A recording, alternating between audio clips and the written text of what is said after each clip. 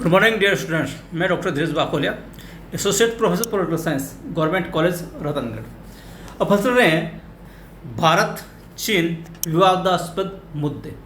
इससे पहले के वीडियो में अपन भारत और चीन के बीच में जो 4 प्रमुख विवाद के मुद्दे रहे हैं उनके ऊपर चर्चा कर चुके हैं। आज अपन भारत चीन विवादास्पद मुद्दे इसके भाग 2 पर आगे बढ़ेंगे। आज इसके आगे के जो प्रमुख विवाद के मुद्दे हैं उन पर दृष्टिपात करने की कोशिश करेंगे और ये भी जानने की कोशिश करेंगे कि इन मुद्दों पर वर्तमान में क्या स्थिति है। आपसे निवेदन, अगर आपने चैनल को सब्सक्राइब नहीं किया है तो कृपया चैनल को सब्सक्राइब अवश्य करें। चलिए बढ़ते हैं आगे। भारत चीन विवादास्पद मुद्दे। अगला है अरुणाचल प्रदेश का मुद्दा। चीन अरुणाचल प्रदेश पर अपना अधिकार मानता है क्योंकि कभी अरुणाचल प्रदेश तिब्बत का हिस्सा हुआ करता था। ये बात सच है कि आज हम जिसे अपना अरुणाचल प्रदेश कहते हैं, कोई समय जब तिब्बत एक स्वतंत्र राज्य हुआ करता था उस समय अरुणाचल प्रदेश तिब्बत का भाग हुआ करता था और कालांतर में ये तिब्बत से अलग हो गया और फिर ये भारत के अधिकार क्षेत्र में आ गया। लेकिन चीन आज भी अरुणाचल प्रदेश को अपना हिस्सा मानता है।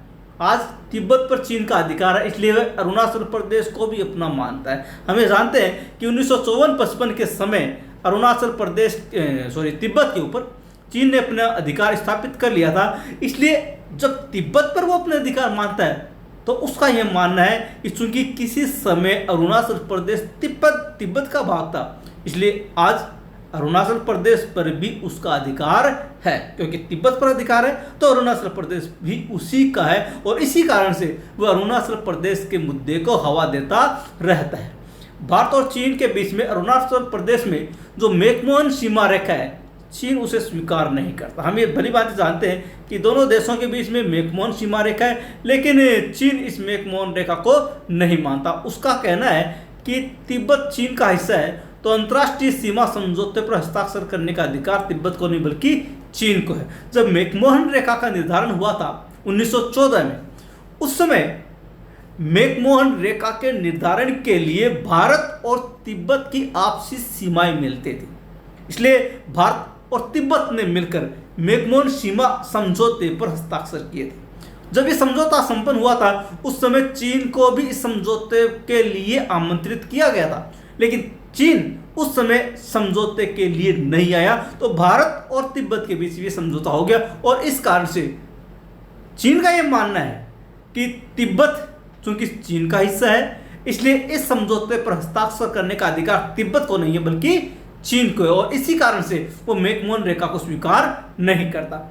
भारत का कहना है कि भारत और तिब्बत के बीच में मैकमोहन सीमा रेखा समझौता सिद्धांत 1914 में हस्ताक्षर हुए थे जब चीन को आमंत्रित किया गया था, लेकिन चीन ने उस समय वहां अपनी कोई प्रतिक्रिया नहीं दी और अरुणाचल प्रदेश को अपना हिस्सा मानता है। अभी जैसे मैंने कहा 1914 में ये समझौता संपन्न हुआ था और 1914 में चीन को भी इस समझौते के लिए आमंत्रित किया गया था, लेकिन चीन इस समझौते के समय उपस्थित नहीं हुआ था और उपस्थित नहीं होने के कारण से इस समझौते पर भारत और तिब्बत ने हस्ताक्षर कर दिए। चूंकि तिब्बत उस समय एक स्वतंत्र राज्य था, इसलिए हम ये मानकर चलते हैं कि भारत और तिब्बत दोनों स्वतंत्र राज्यों ने इस पर हस्ताक्षर किए थे और ये मैकमोहन रेखा अंतर्राष्ट्रीय सीमा रेखा के रूप में मानी गई थी। लेकिन चीन इसको सीमा रेखा नहीं मानता। चीन ने अरुणाचल प्रदेश में 90,000 किलोमीटर जमीन को अपने कब्जे में ले रखा। आज भी अरुणाचल प्रदेश की भूमि का 90,000 वर्ग किलोमीटर क्षेत्र चीन के पास। इस नक्शे से समझिएगा आप बेहतरीन तरीके से। ये जो सीमा देख रहे हैं ये यहाँ तक और फिर ये ग्रीन वाला पार्ट और ये येलो वाला पार्ट, ये अरुणाचल प्रदेश।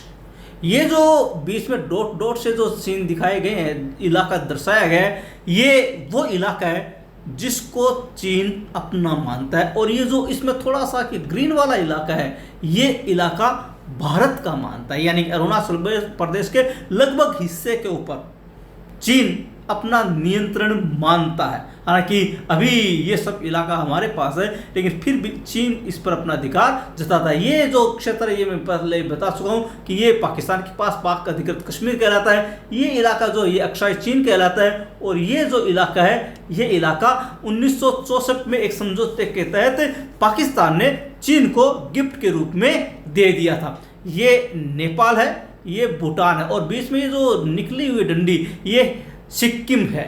और सिक्किम, भूटान और नेपाल दोनों को अलग करता है। ये जो इलाका है, ये इलाका चीन, इसका अरुणाचल प्रदेश का है, और उसके ऊपर चीन अपना अधिकार जताता है। चलिए आगे है स्टेपल वीज़ा विवाद। कश्मीर एवं अरुणाचल प्रदेश के यात्री जो चीन जाते हैं, चीन उनको स्टेपल वीज़ा देता है, क्योंकि इस क्षेत्र को अपना मानता है। चीन ने अरुणाचल प्रदेश और कश्मीर के यात्रियों को, अगर वो चीन जाते हैं तो उनको वीज़ा प्रदान नहीं करता, बल्कि स्टेपल वीज़ा प्रदान करता है। यानी कि एक केवल वीज़ा का कागज़ नत्थी करके देता है, इसके अलावा कुछ भी नहीं। और इसका कारण ये है कि अरुणाचल प्रदेश पर तो वो अपना अधिकार जताता ही जताता है। जम्मू कश्मीर में भी अक्साई चीन का जो इलाका है वो भी चीन के कब्जे में है, और इस कारण से जम्मू कश्मीर पर भी अपना अधिकार जताता है। साथ ही साथ चूंकि जम्मू कश्मीर अंतर्राष्ट्रीय राजनीति में चीन की नज़रों में एक डिस्प्यूटेड एरिया है, एक विवादित एरिया है, इसके कारण से चीन जम्मू कश्मीर के नागरिकों को स्टेपल वीज़ा जारी करता है। तो स्टेपल वीज़ा प्राय अंतर्राष्ट्रीय राजनीति में उन क्षेत्र के निवासियों के लिए जारी किया जाता है जो कि विवादित क्षेत्र में रहते हैं, और इस कारण से स्टेपल वीज़ा जारी करके वो ये साबित कर देना चाहता है कि अरुणाचल प्रदेश और जम्मू कश्मीर विवादित क्षेत्र है।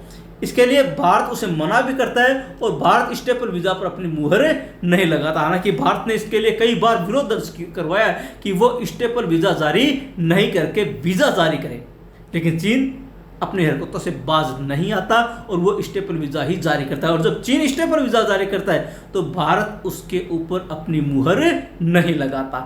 2007 में अरुणाचल प्रदेश के मुख्यमंत्री को यह कहकर वीज़ा नहीं दिया कि आपको अपने देश में आने के लिए वीज़ा की ज़रूरत नहीं है। यानी कि अरुणाचल प्रदेश के मुख्यमंत्री 2007 में जब चीन की यात्रा पर गए तब उनको वीज़ा नहीं दिया, बल्कि उनको ये कहा कि आप अपने देश में आते हैं तो इसके लिए आपको वीज़ा की आवश्यकता नहीं है। ये इस बात की ओर इंगित करता है कि अरुणाचल प्रदेश को चीन अपना पूरा का पूरा क्षेत्र मानता है। ब्रह्मपुत्र नदी पर बांध का विवाद। चीन ने ब्रह्मपुत्र नदी पर कई बांध बना रखे हैं और उनका पानी नदियों और नहरों के माध्यम से वो उत्तरी चीन में ले जाना चाहता है, और नए और बांधों का निर्माण कार्य भी ब्रह्मपुत्र नदी में चीन के माध्यम से चल रहा है। जो बांध बना रखे हैं उनके माध्यम से चीन उनका रास्ता मोड़कर, ब्रह्मपुत्र नदी का रास्ता मोड़कर जो चीन का उत्तरी क्षेत्र है जहाँ पर रेगिस्तान है, वो उस क्षेत्र में उसके पानी को ले जाना चाहता है ताकि चीन के उस क्षेत्र को हरा भरा कर सके। इन बांधों के बन जाने और कार्य शुरू हो जाने से भारत में ब्रह्मपुत्र नदी के बहाव पर तो काफ़ी असर पड़ेगा ही, और भारत में पानी की कमी भी हो जाएगी, क्योंकि ब्रह्मपुत्र जो नदी है भले ही वो तिब्बत के पठार से निकलती है, लेकिन वो तिब्बत में बहते हुए अरुणाचल प्रदेश में भारत में प्रवेश करती है, और अरुणाचल प्रदेश असम होते हुए बांग्लादेश फिर बंगाल की खाड़ी में वो गिरती है। तो ये चूंकि ब्रह्मपुत्र नदी पर बांधों का बहुत बड़ी मात्रा में निर्माण कर रहा है, तो इसका सीधा सा असर आने वाले समय में भारत पर नजर आएगा। क्यों? क्योंकि ब्रह्मपुत्र नदी का जो बहाव है वो रुक जाएगा। जगह जगह डैम बन जाने से पानी की आवक कम हो जाएगी, और फिर धीरे धीरे भारत में जो पानी आता है ब्रह्मपुत्र नदी के माध्यम से, वो पानी की मात्रा बहुत ही कम हो जाएगी, और इसके कारण से जो पश्चिम बंगाल, असम और जो अरुणाचल प्रदेश के लोग हैं उनके पास न केवल सिंचाई के लिए पानी की समस्या आएगी, बल्कि पीने के लिए भी पानी की समस्या पैदा हो सकती है। इससे पूर्वोत्तर के राज्यों में संकट पैदा हो सकता है, जो पूरी तरह से इस ब्रह्मपुत्र नदी पर ही निर्भर है। देखा जाए तो पूरा का पूरा पूर्वोत्तर का जो इलाका है, जो 7 स्टेट्स कहलाते हैं, वो सारे के सारे ब्रह्मपुत्र नदी पर ही निर्भर है, और अगर उसके पानी की आवक पर, पानी की मात्रा पर, उसके बहाव पर कोई भी फर्क पड़ता है तो निश्चित रूप से वो पूर्वोत्तर राज्यों की राजनीति को प्रभावित करेगा। चीन भारत को परेशान करने के लिए अनेकों बार ब्रह्मपुत्र नदी के किनारे होने वाले निर्माण कार्य के मलबा भी ब्रह्मपुत्र नदी में डालता है। मलबा डालने का औचित्य इसलिए कि इससे पानी का बहाव भारत की तरफ कम हो जाए, ताकि भारत में पानी कम पहुंचे और इस कारण से भारत को परेशान किया जा सके। भारत अनेकों बार इस समस्या को आपसी बातचीत से हल करने की कोशिश कर चुका है, लेकिन चीन इस पर कतई ध्यान नहीं देता। वो ध्यान इसलिए भी नहीं देता कि वो चाहता भी नहीं है कि इस समस्या का कोई सही तरीके से हल निकले। वो भारत को परेशान करने की राजनीति के ऊपर केंद्रित रखना चाहता है। एक बहुत महत्वपूर्ण विवाद है जो अभी हाल ही में पैदा हुआ था, जिसको हम डोकलाम विवाद कहते हैं। इसको अच्छी तरह से समझिएगा। और ये वर्तमान में जो कई प्रकार की प्रतियोगी परीक्षाएं हो रही है, उनमें भी ये विवाद पूछा जा रहा है। और यहाँ तक कि आईएएस जैसे एग्जाम में भी ये विवाद पूछा गया। इसको थोड़ा ध्यान से देखिएगा। डोकलाम क्षेत्र चीन, भारत और भूटान के बीच सिक्किम के पास स्थित, यानी ये ट्राइंगल है जहाँ पर 3 देशों की सीमाएं मिलती है, चीन, भारत और भूटान। भूटान और सिक्किम जो है वो पड़ोसी है, क्योंकि दोनों की सीमाएं एक दूसरे से मिलती हैं। और सिक्किम के जस्ट पास में भूटान के एरिया में ये डोकलाम नामक क्षेत्र स्थित है। अभी मैं मानचित्र के माध्यम से भी आपको समझाऊंगा कि ये जगह कहाँ पर है और क्या विवाद उत्पन्न हुआ था। चीन चाहता है कि डोकलाम चीन को दे दिया जाए और चीन उसके बदले में भूटान को कहीं और जगह दे दे। क्लियर सा विवाद है। चीन जो है डोकलाम को अपने नियंत्रण में लेना चाहता है, क्योंकि ये ट्रायंगल है और इसके माध्यम से भारत के ऊपर पकड़ मजबूत बना सकता है, सिक्किम के ऊपर पकड़ मजबूत बना सकता है और सिक्किम को शेष भारत से काट भी सकता है। इसलिए चीन चाहता है कि डोकलाम भूटान जो है वो चीन को दे दे और इसके बदले में चीन उसको कहीं और जगह देने के लिए तैयार है, जहां पर भी भूटान चाहे। चीन की सीमा में भूटान की सीमा जहां जहां मिलती है, वो जहां पर भी क्षेत्र चाहेगा चीन उसको देने को लिए तैयार है, लेकिन भूटान से वह डोकलाम चाहता है।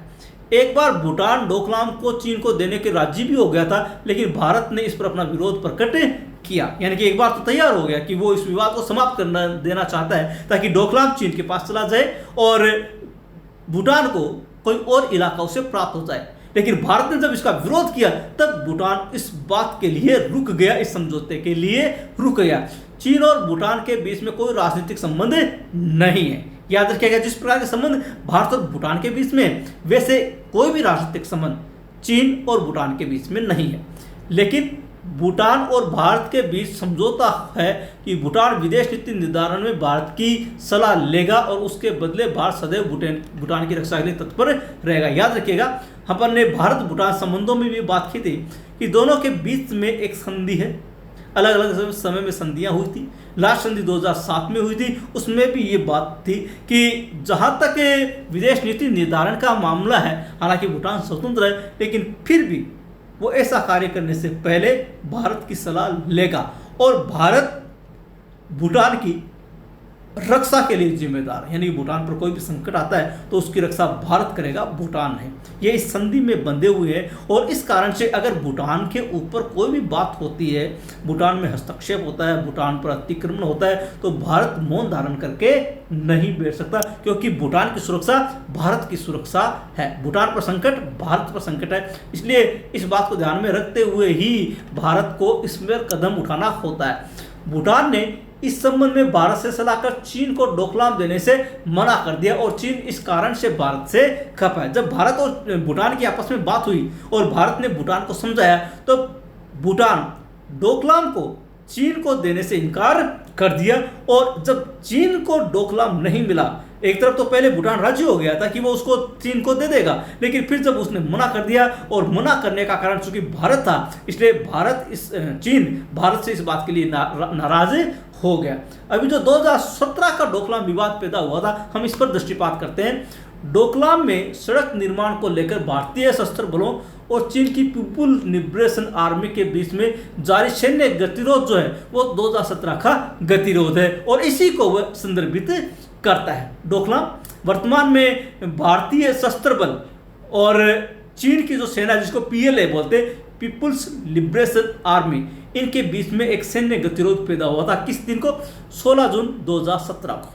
16 जून 2017 को इस गतिरोध की शुरुआत हुई जब करीब 300 भारतीय सैनिकों ने 2 बुलडोजर्स के साथ भारत चीन सीमा पार कर पीएलए को डोकलाम में सड़क बनाने से रोक दिया। पीएलए यानी कि पीपुल्स लिबरेशन आर्मी, इसके कुछ सैनिक वहां पर 2 बुलडोजर के साथ पीएलए की सेना डोकलाम में सड़क बना रही थी। जब ये सड़क बना रही थी 16 जून 2017 को, उस समय भारतीय जो सेना थी वो उस तरफ से गुजर रही थी अपने नियमित अपने कमांडिंग एरिया के तहत नियमित भ्रमण पर। तब उन्होंने वहां पर चीन के बुलडोजर्स को सड़क बनाते हुए देखा तो उनको वहां पर रोक दिया गया और यहीं से विवाद उत्पन्न हुआ। 9 अगस्त 2017 को चीन ने दावा किया कि 53 भारतीय सैनिक और 1 बुलडोजर अभी भी डोकलाम में है। यह चीन का दावा था। 9 अगस्त 2017 को चीन ने कहा कि डोकलाम क्षेत्र में 53 भारतीय सैनिक और 1 बुलडोजर अभी भी मौजूद है और भारत ने इस दावे को नकारते हुए कहा कि अभी भी वहां पर चीन के करीब 300 से 350 सैनिक उपस्थित है। यानी कि भारत ने यह दावा खारिज कर दिया चीन का कि वो ये कह रहा था कि भारत के 53 सैनिक है। भारत ने कहा कि हमारे 1 भी सैनिक वहां नहीं है, हमने वहां पर खाली कर दिया, जबकि चीन के इस इलाके में 300 से लेकर 350 तक सैनिक वहां पर मौजूद थे।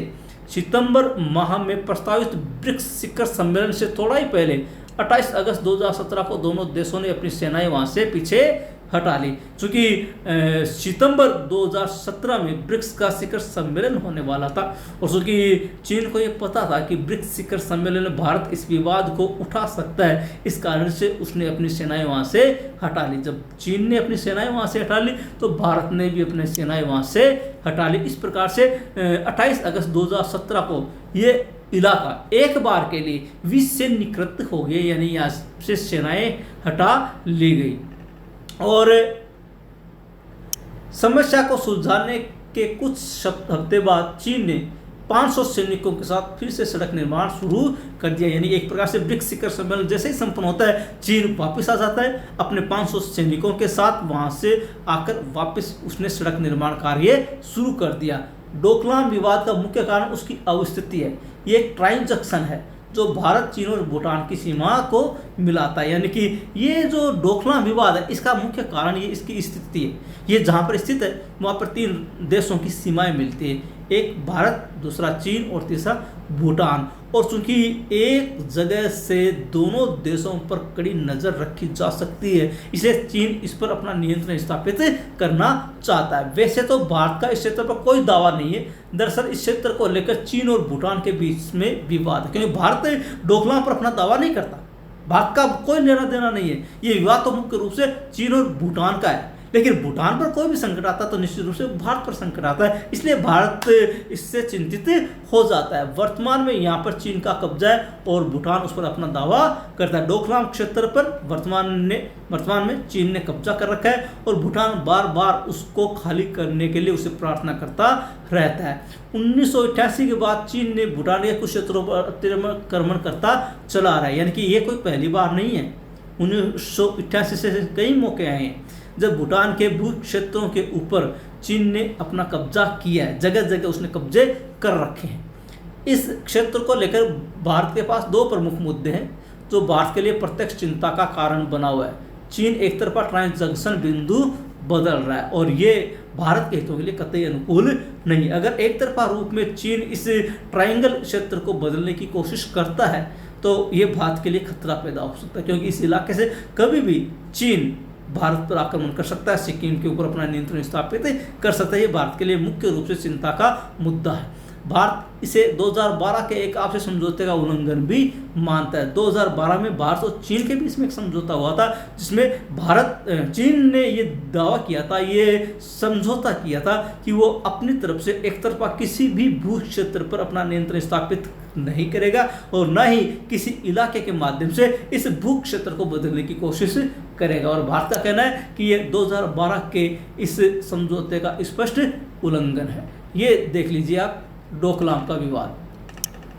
रोड लिंक से चीन को भारत पर बड़ा सैन्य लाभ हासिल होगा। इससे पूर्वोत्तर राज्यों को बाहर से जोड़ने वाला कॉरिडोर चीन की जद में आ जाएगा। यदि डोकलाम पर चीन का अधिकार हो जाता है तो भारत जो दक्षिण पूर्वी क्षेत्र को जोड़ता है वो पूरा का पूरा इलाका इसके हाथ में आ जाएगा। अब ये देखिए, ये जो लाल से बिंदु में ये जो दिखाया गया है ये है डोकलाम, ये गोले में लाल बिंदु वाला ये डोकलाम है। और यहाँ ये है भूटान, ये है नेपाल, ऊपर का इलाका जो देख रहे हैं ये पूरा का पूरा चाइना है। और ये जो बीच में है, मैं दोबारा दिखाता हूँ आपको, ये जो बीच में एक डंडी सी निकली हुई है ये है सिक्किम।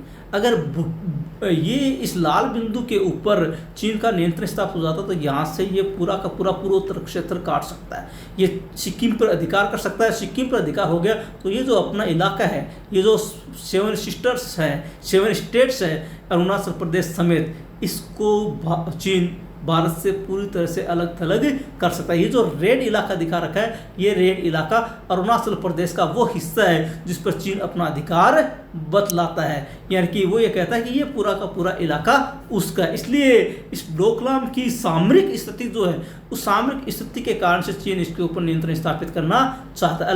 अगला मुद्दा है मालदीव का मामला। मालदीव के अंतर्गत 1200 छोटे द्वीप है जिनमें 16 द्वीपों को चीन ने 2016 में लीज पर लिया था। वर्तमान में मालदीव के अंतर्गत कुल 1200 द्वीप है। 1200 द्वीपों से मिलकर मालदीव का निर्माण होता है और इन 1200 द्वीपों में 16 द्वीपों पर वर्तमान में चीन का कब्जा है। चीन का कब्जा इस रूप में है कि उसको लीज पर ले रखा है, पट्टे पर ले रखा है। 2016 से 99 साल के पट्टे पर ले रखा है। उसने प्रत्येक द्वीप पर 30 करोड़ खर्च किया है।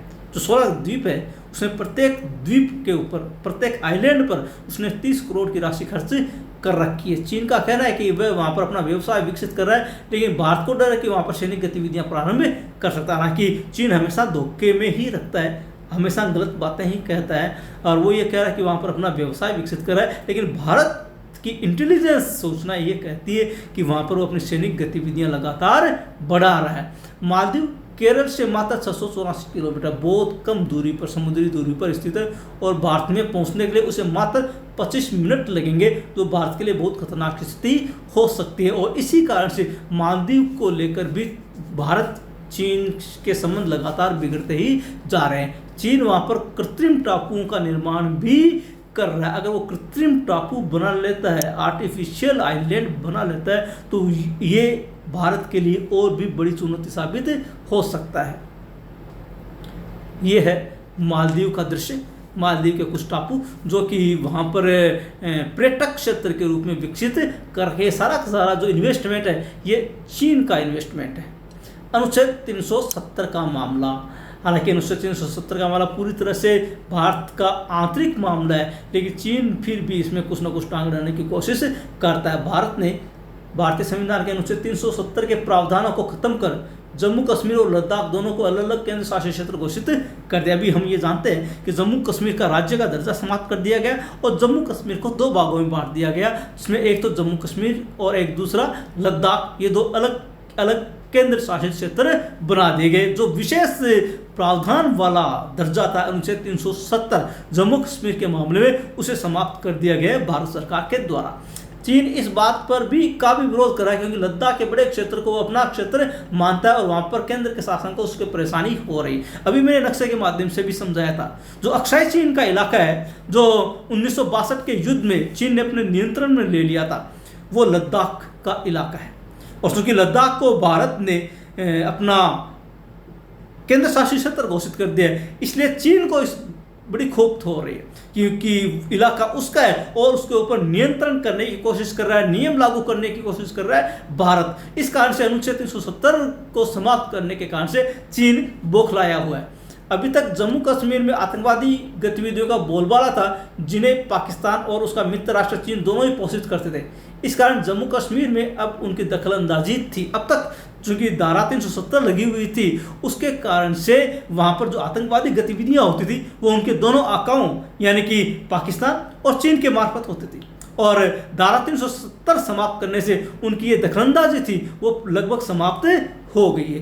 कश्मीर से अनुच्छेद 370 खत्म हो जाने और उसे केंद्र शासित क्षेत्र बनने से वहाँ पर चीनी दखलंदाजी पूरी तरह से समाप्त हो गई, क्योंकि अब सीधा केंद्र से वो शासित होता है। यह मामला संयुक्त राष्ट्र संघ में भी उठाया गया, लेकिन भारत ने स्पष्ट शब्दों में कह दिया कि अनुच्छेद 370 खत्म करना उसका पूरा का पूरा आंतरिक मामला है, और संयुक्त राष्ट्र संघ ने भी इस मामले में हस्तक्षेप करने से इनकार कर दिया था। इस पर किसी भी प्रकार की दखलंदाजी भारत बर्दाश्त नहीं करता, इस कारण से चीन बौखलाया हुआ है, और अंतर्राष्ट्रीय समुदाय भी भारत के पक्ष में। इस कारण से भी चीन थोड़ा सा भारत से कतराता रहता है, इतराता रहता है। अगला है बहुराष्ट्रीय कंपनियां।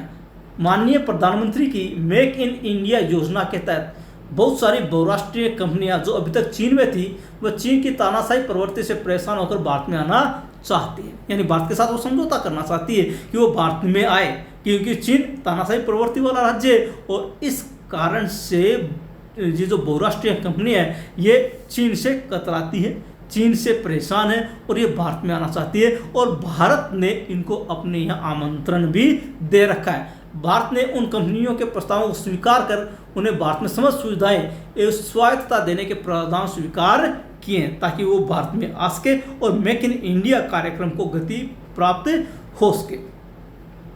ये भारत और चीन के बीच में प्रमुख विवाद के मुद्दे हैं। हमने अभी बहुत सारे विवाद के मुद्दों के ऊपर दृष्टिपात किए हैं। अपन अगर बारी बारी से इनके ऊपर एक नज़र डालें तो हमें ऐसा लगता है कि भारत और चीन के बीच में बहुत सारे विवाद के मुद्दे हैं, और इन विवाद के मुद्दों का निस्तारण बहुत जल्द किया जाना जरूरी है, वरना इनके बीच में विवाद ऐसे ही बढ़ते रहेंगे और ये और भी समस्या उत्पन्न कर सकता है। सबसे पहला इनके बीच में विवाद है सीमा विवाद, जो अभी तक दूर नहीं हो पाया है। पिछले दिनों उठा था फिंगर एरिया के विवाद, जहाँ पर 8 फिंगर नुमा ये क्या बोलते हैं, ये पहाड़ियाँ हैं, जिन पर ये जो 1, 2, 3, 4 पहाड़ियाँ हैं, यहाँ तक चीन जो है भारत का अधिकार मानता है। 5 से 7, 8 ये जो पहाड़ियाँ हैं चीन इस पर अपना अधिकार मानता है, जबकि भारत 1 से लेकर 8 तक अपना अधिकार मानता है। एक मुद्दा सड़क निर्माण का मुद्दा भी है, और दोनों सीमाओं के ऊपर ये जो भारत के द्वारा सड़क का निर्माण किया जा रहा है, चीन इससे थोड़ा सा उपबुलाया हुआ है। अक्साई चीन का मामला, अक्साई चीन 1962 में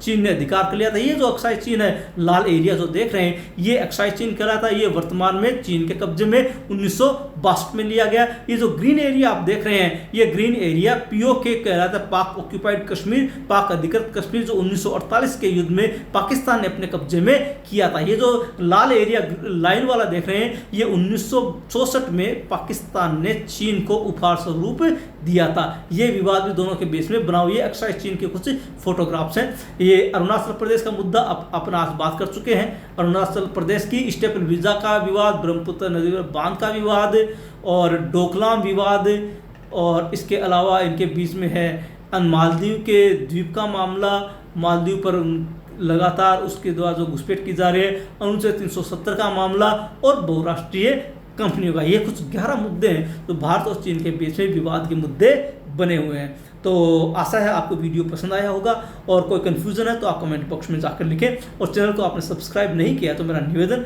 आप चैनल सब्सक्राइब अवश्य करें। मिलते हैं अगले वीडियो में एक नए टॉपिक के साथ, तब तक के लिए धन्यवाद।